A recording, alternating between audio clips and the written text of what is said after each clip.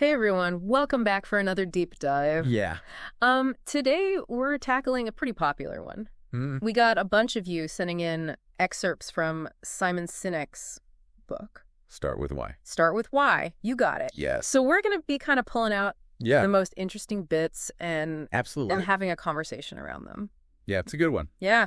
So for those It's a really good one. who maybe haven't cracked open this book, Yeah. it's all about, this idea that people don't buy what you do, they buy why you do it. That's the core concept right there. Yeah, and he uses Apple Yeah. as a really good example. Absolutely. Right. It's not about the sleek design or the cool features or the price even. It's the why. It's the why, yeah. And he kind of flips the script on how we often communicate as companies and as individuals. It says, just imagine if Apple marketed themselves the way most companies do. We make great computers. Yeah. They have beautiful designs. Yeah. They're user-friendly. Right. Want to buy one. It's so bland, right? It is. Versus what they actually do. Yeah, what they actually do is tap into that emotional limbic part of our brain. Right. That decision-making part of our brain. And I think that's what explains why certain brands have such hardcore fans. Yeah. It's because it's not just about the products anymore, right? It's about the values. It's this values thing. It's about being part of something bigger than yourself. Yeah. You're not just buying a phone. Yeah. You're buying into an idea. A belief. Yeah. And Sinek argues that that creates a loyalty. Absolutely. That's way stronger than any discount or promotion. For sure. And, a lot of companies, they try to manipulate us with price, promotions, fear tactics even. Right. And those things might work in the short term. Yeah. But they don't build that lasting loyalty. They don't build that long-term connection, right? No. So how do we actually craft messages that speak to that emotional part of the brain? He gives us this really handy framework called the golden circle. Okay. I've heard of this. Yeah, have you heard of this? Yeah. Okay, so the golden circle, it starts with the why at the center. Okay. Then how you do it, and then what you do. Oh, that's interesting. Yeah, so it's kind of like... I've always thought about that in terms of the golden ratio. Or golden ratio. Which is, this mathematical proportion that... It's all over nature. It's everywhere. It's mind-blowing. It is mind-blowing. And you find it in art and architecture. Yeah, and it's always visually appealing. Visually appealing. So are you saying that there's a connection... I think there might be. ...between aesthetic beauty and how compelling an idea is? Yeah, the golden ratio creates aesthetically pleasing proportions.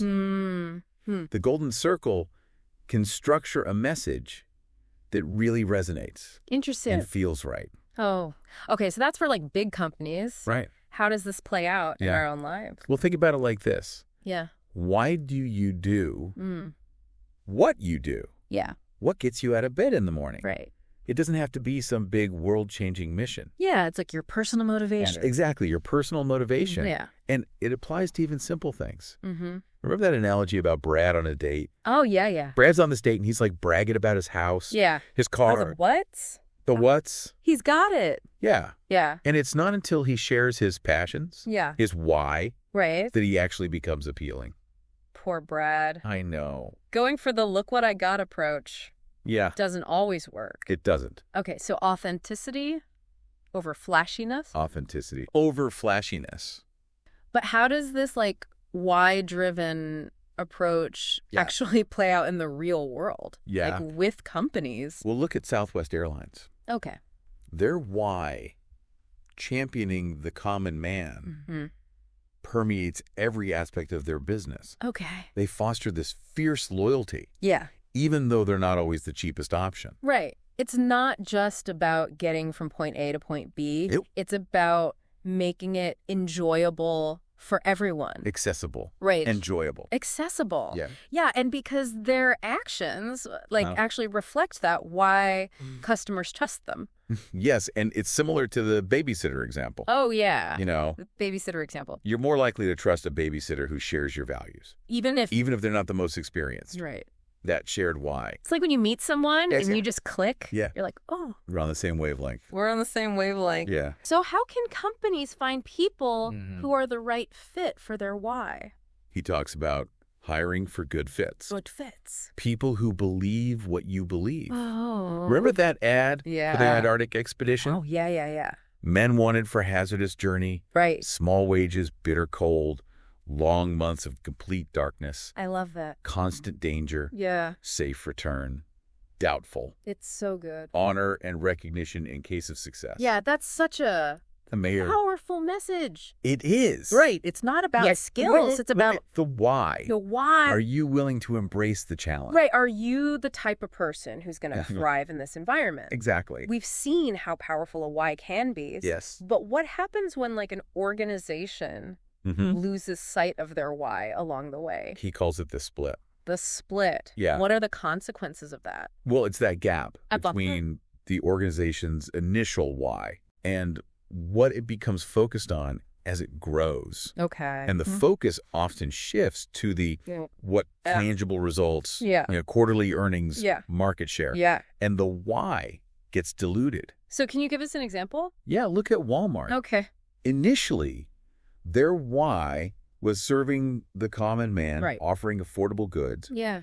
But as they grew, their focus shifted to profits, expansion at all costs, sometimes at the expense of their employees, ethical sourcing. This led to scandals, a tarnished reputation. So even the most successful organizations can falter. They can. If they're not careful. They can. So how do we prevent this from happening? Self-reflection. Okay. Think about a time you lost sight of your why. What were the consequences? Yeah, like what happened when your actions didn't match up with your core beliefs? What happened? Yeah. Like taking a step back and saying, am I living a life? Yeah.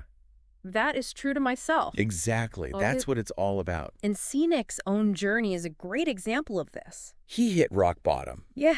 Before rediscovering his why. Yeah. Which led him to write the book. That's really inspiring. It is. It shows it's never too late. It's never too late. To reconnect with your why. Absolutely. But it's not just like a one-time thing, is it? No. It's this ongoing process. It is. You have to keep checking in with yourself. You do. To make sure your actions are lining up. Make sure those actions are aligned. With your values. Yeah. So how do we practically make sure we're staying true to our why? He talks about the celery test. The celery test? I love this. Yeah. Okay, so imagine you're at the supermarket. Okay. You're bombarded with choices. Yeah, so many choices. The celery test is about filtering those decisions through your why. Okay. So if your why is to eat healthy foods, right, then celery is the obvious choice. Easy. It's not that the other options are bad. Right. They just don't align with your why. Yeah, that's such a simple... It is simple. But effective analogy. Right. Yeah. It just highlights how a clear why simplifies decision-making. Yeah. It really does. Yeah. Helps you make choices that resonate with your core beliefs. And this applies to everything. Career relationships? This is blowing my mind. I know. It's so simple, but it's like... I know. It's powerful stuff. I'm looking at things differently already. That's what it's all about. And it's not just about... like us as individuals, right? No. Sinek talks about the importance of leaders. Absolutely. Embodying the why. Yes. Within organizations. And they need to not only articulate it, but live it. Right. Think about Bill Gates and Microsoft. Yeah. His vision of empowering individuals through technology. Right. It wasn't just about selling software. It was about making a difference. Yeah. It was about like that bigger vision. Absolutely. Right. Yeah. And when Gates stepped down, his successor, Steve Ballmer, was a brilliant manager. Okay. But he didn't embody the why. In the same way. In the same way. Right. And we saw what happened with Microsoft. Yeah. It's like they lost their... They lost their way a little bit. Yeah. So even with a really strong why, like embedded in a company culture, these leadership transitions... Can be tricky. Yeah. So it's not just about finding a competent leader. It's about finding someone who believes. Right. Someone who really believes in the mission. Yes. Okay, and this applies to... It does. More than just CEOs. It does. It's about building a culture where everyone understands the why. Yeah, from top to bottom. From the top to the bottom, yeah. So we've talked about the power of why, the golden circle, and finding people who embody those values. But how do companies actually communicate their why to the world? Symbols can play a huge role. Symbols, okay. They become shortcuts to communicate your why. Okay. They tap into emotions. Yeah. They create instant recognition. Like Harley Davidson. Like Harley Davidson. Yeah. That logo is more than just a brand identifier. Right. People get Harley tattoos. Exactly. Yeah. That's brand loyalty. Brand loyalty. It is. Yeah. But it's not just about having a cool logo. Right. It needs to be backed up. Yeah. By actions. Actions speak louder than words. They do. Right. If there's a disconnect between what a company says and what they do. People see right through it. People see right through it. Yeah. And a great example is when Volkswagen, yeah. known for their people's car. Yeah. Launched this luxury model. Right. The Phaeton. It was like so out of character for them. It went against their why. Right. It confused customers. It's like, what are you doing? Exactly. This makes me think about another point Sinek makes, which is the law of diffusion. Mm-hmm. You don't need to convince everyone. No, you don't. At once. You don't. It's about finding those early adopters. Yes. Right. The people who resonate. The people who get it. With your why. Yeah, and they become your advocates. Your passionate advocates. Yes. Right. They spread the message. Yeah. Authentically. So it's not about mass marketing. It's not about pleasing everyone. It's about connecting with the people who really align with your values. Who believe what you believe. This has been awesome. I know. I'm starting to see Me too. the power of why in a whole new light. Yeah. It's so much more than it's just a marketing gimmick. It is. Right. Yeah. It's about connecting with people on a deeper level. It is. So we've covered a lot of ground. Yeah, we have. In this first part of our deep dive into start with why. Start with why. We've explored the power of why. We have. The golden circle framework, the importance of alignment and authenticity, even the role of symbols in communicating a message. And we've seen how these principles apply to individuals, companies, even large-scale movements. Yeah, and now I'm ready to dive deeper into I know, me too. How we can actually discover, define our why. Let's do it. How do we... It's a journey of self-discovery. It might not always be a straight path. Yeah. But it's a worthwhile one. I'm ready for the challenge. I'm too. So you're ready to uncover your why? Yeah, I'm ready. It's a journey of self-discovery. I like that. And it might not always be a straight path. That's okay. Yeah. Sinek talks about his own winding path. Yeah. Yes, he does. He tried different careers. He did. Before realizing his why was to inspire others. Yeah, and I think that's true for a lot of people. Yeah. It's we don't just have this sudden epiphany. No, it's about... More about... Exploration, experimentation, yeah. Trial and error. Yeah, and it's not always about finding, some grand world-changing mission. No, it's not. Right. Right. He tells that story of... Jeff Sumter, yeah. Yeah, he's a successful banker. Yeah. But his why wasn't finance. Okay. It was helping people achieve their dreams. So it's about finding... It's about the deeper meaning. That deeper meaning. Yeah. Yeah. In what you do. Yeah, connecting your work to something you actually care about. Absolutely. Okay, so once you've kind of discovered your why, how do you bring it to life? He talks about this really interesting partnership between why types and how types. Okay, what does that mean? So think of Walt Disney. Okay. The visionary dreamer. Yeah. And his brother Roy. Right. The pragmatic businessman. Right. Walt was the why type. Okay. Full of ideas. Yeah. And Roy was the how type. Okay. Figuring out how to make those ideas a reality. So they needed each other. They did. To succeed. Yes. It's like having a great idea for a novel. Yes. But you need an editor to help. You need a how type. Yeah. To make it happen. Yeah. So a strong why. Yes. Needs a solid how. To make it impactful. And that's true whether you're building a company. Yeah. Leading a team. Or even just pursuing a personal passion. So how do you find the right how? You got to understand your strengths. Okay. And then seek out people who complement those strengths. So recognize that you don't have to do... You don't have to do it all. Everything yourself. No, you don't. That's a relief. It is a relief. I'm not good at detail. Me neither. So I need those how types. We all do. In my life. We all do. Yeah, and when you have that team where the why is shared and the hows are complementary. That's when the magic happens. Yeah. Speaking of magic, Sinek talks about those who are motivated by outdoing themselves rather than outdoing others. Yes. What does he mean by that? It's like the difference between competing in a race to win a medal. Okay. And competing to beat your personal best. Okay, so it's like you're constantly trying to... You're always trying to improve. Yeah. Pushing your own boundaries. Right. That's where true innovation and growth happen. Yeah, so it's about setting a higher standard. Higher standard, yeah. For yourself. And your organization. Yes. Okay. And that often means like... It means challenging the status quo. Challenging the status quo. Yeah, he uses the example of Ron Bruder, successful real estate developer. Yeah. Who wasn't afraid to see things from a different perspective. I love that he doesn't just follow the crowd. No, he doesn't. He forges his own path. He does. And his why goes beyond just making money. Yes, it does. Right. He's passionate about empowering others. Okay. Especially through his work with the Education for Employment Foundation. Okay. Which helps young people in the Middle East and North Africa find meaningful work. That's incredible. It is inspiring. So finding your why can actually lead to making a real difference in the world. It can. Wow. Yeah.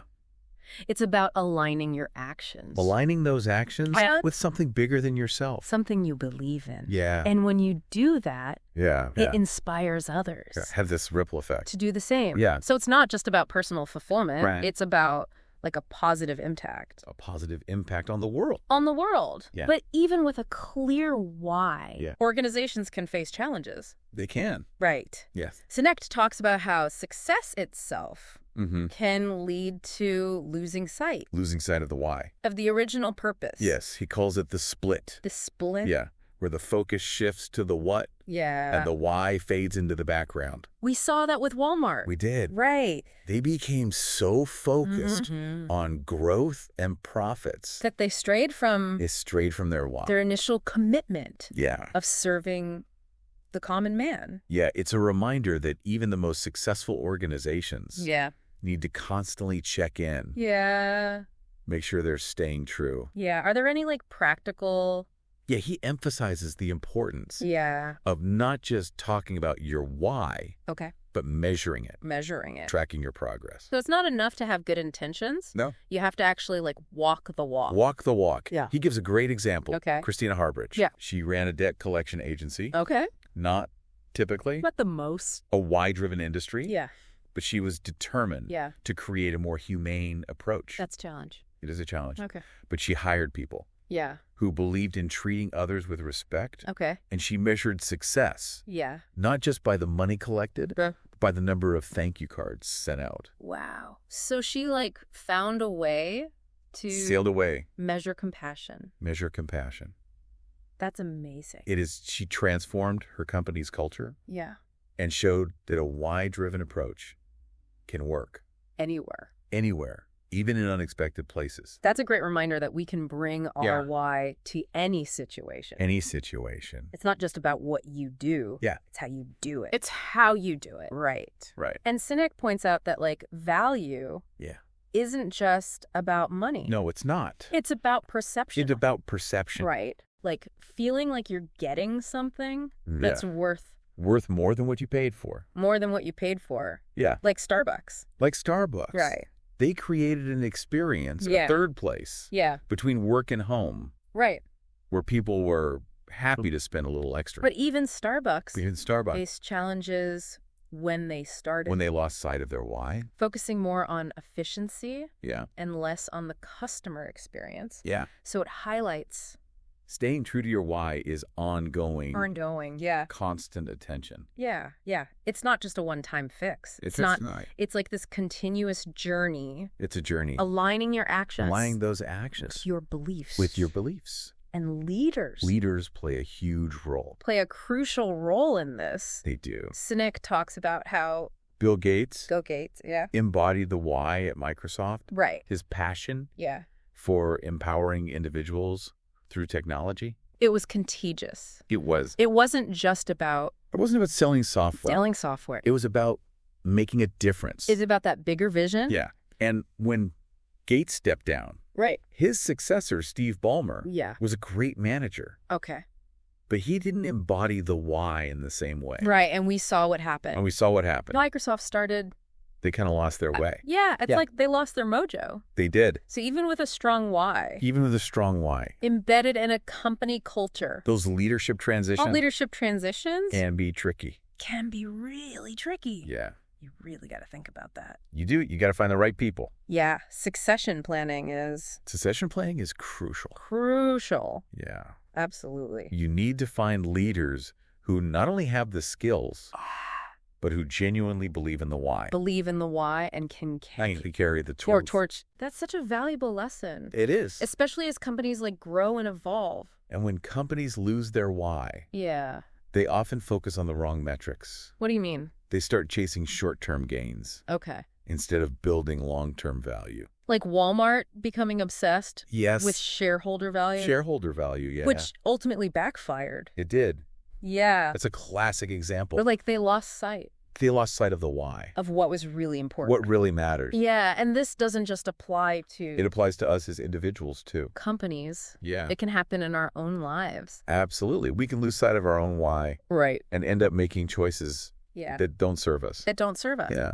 Yeah, so it's just about staying connected to... Staying connected to your purpose. Our purpose. Reminding yourself why you do what you do. Yeah. Making sure your actions reflect your values. And Sinek offers some, like, pretty... He does. Practical tools to help us do this. He does. We've talked about the celery test. Yes, we have. Which is so helpful. It is a great tool. For filtering those decisions. For filtering decisions. Are there any other tools? Yeah. Remember when we talked about symbols? Yeah. And how powerful they can be? Yeah. Well, they can also serve as a gut check. A gut check. Yeah, like if something doesn't feel right. Okay. If it seems out of alignment with your why. Yeah. It's probably a good idea to reconsider. So our intuition can help us stay true. Can help us stay true to our why. To our why. Yes. And remember, intuition isn't just some mystical thing. Okay. You know, our limbic brain, the part that handles emotions and decisions, often knows the answer. Yeah. Before our rational mind can catch up. It's that feeling of like, I know it. I know it when I see it. When I see it, yeah. And that feeling is often a signal that we're either in alignment with our why or veering off course. Yeah. So we should like pay attention to those gut feelings. Pay attention to those gut feelings. Don't dismiss them. Don't dismiss them. But it's also important to like be able to articulate your why. Yeah. To put it into words. Put it into words. So you can share it with others. That's where the golden circle framework comes in handy. Right. Yeah. It helps you clearly articulate your why, your how. Why, how, and what. And your what. And when you can communicate that, you can inspire others. You can inspire others to join you.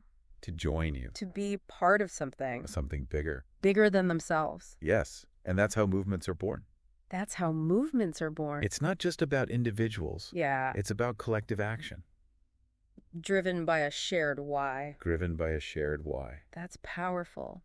It is. Sinek's work is really emphasizing the power of human connection. Human connection, yeah. And finding meaning.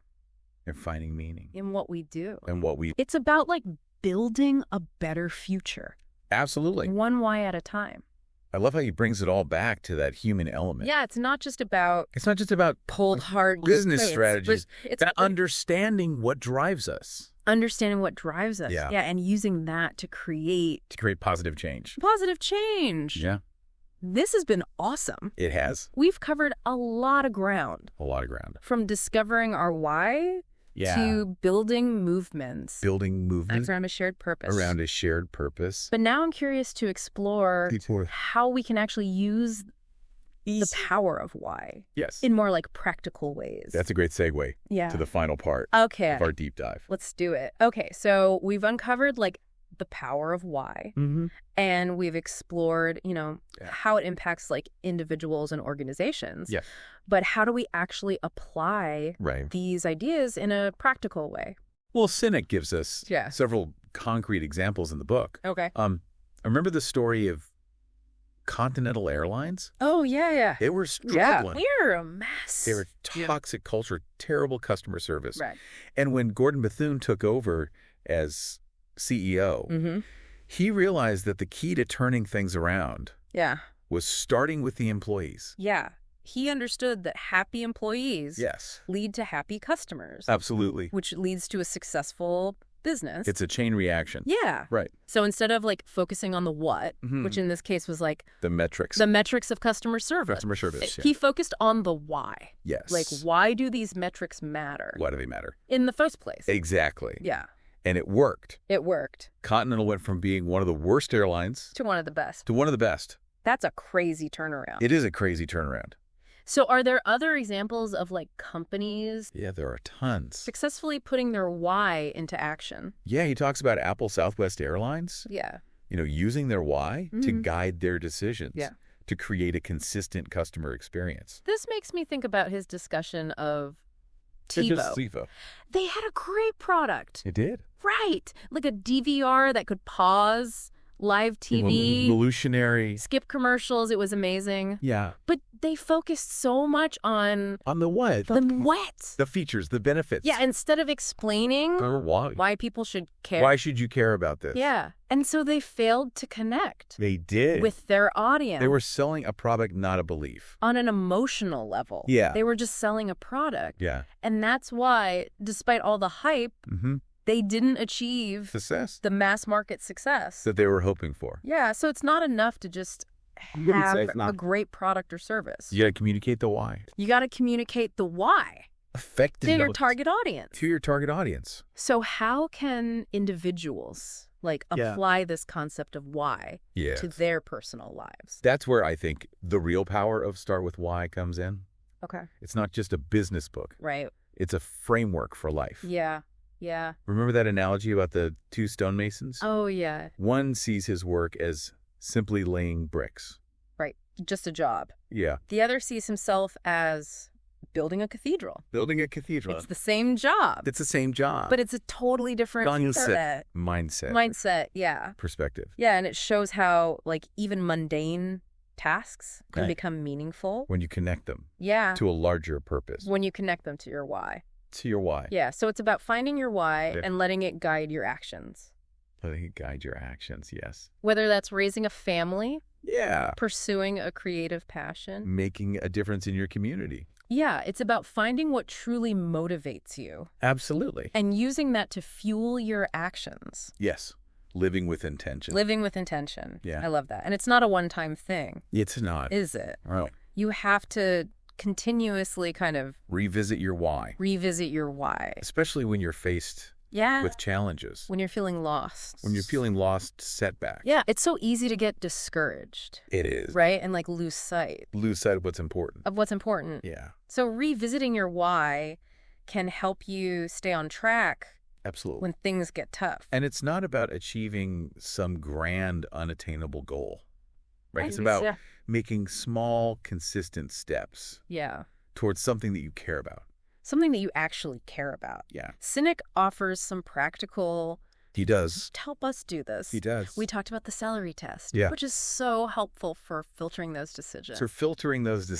Are there any other tips? Yeah. He emphasizes the importance of surrounding yourself with people who believe in your why. These are your cheerleaders. Yeah. Your support system. Okay. The ones who will encourage you. Yeah. Hold you accountable. It's like finding your tribe. Finding your tribe, the people who get it. Yeah. And it's not about finding people who agree with you all the time. Oh, that's a good point. It's about finding people who challenge you. Yeah, to grow. To be better. To stay true to your why. Even when it's hard.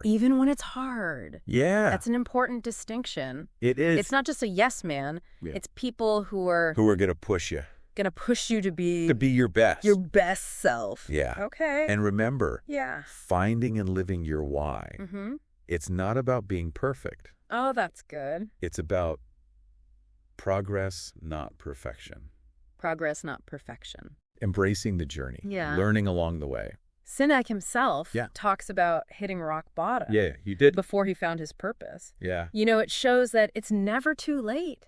It's never too late. To discover and start living your why. That's a powerful message. It is. For anyone who feels lost or uncertain about their direction in life. I love that. This has been incredible. I know, right? We've explored the impact of why. Yeah. From building successful businesses to transforming individual lives. Yeah. And we've seen how by understanding these principles, we can create a more fulfilling and meaningful existence. A more fulfilling and meaningful existence. Yeah. I love that, both for ourselves and for the world around us. Absolutely. So as we wrap up this exploration, here's a final thought for you listening. What steps can you take today? Start living and working in greater alignment with your why. That is the question. That is the question. It's a question worth pondering. Yeah. And it's a journey worth taking. Yeah, and remember, it's not about having all the answers right away. No, it's not. It's about being curious. Exploring those different possibilities. Trusting in the process. And trusting the process. Yeah. And having the courage to be vulnerable. Yes. To share your why with others. Share it with the world. And to invite them to join you. Beautiful. On that journey. Beautifully said. Well, that concludes our deep dive. Yes. Into Simon Sinek's Start With Why. Start with why. We hope this exploration has sparked some new insights and inspiration for you. I hope so. Until next time. Yes. Keep asking why. Keep asking why. And keep inspiring those around you. Absolutely.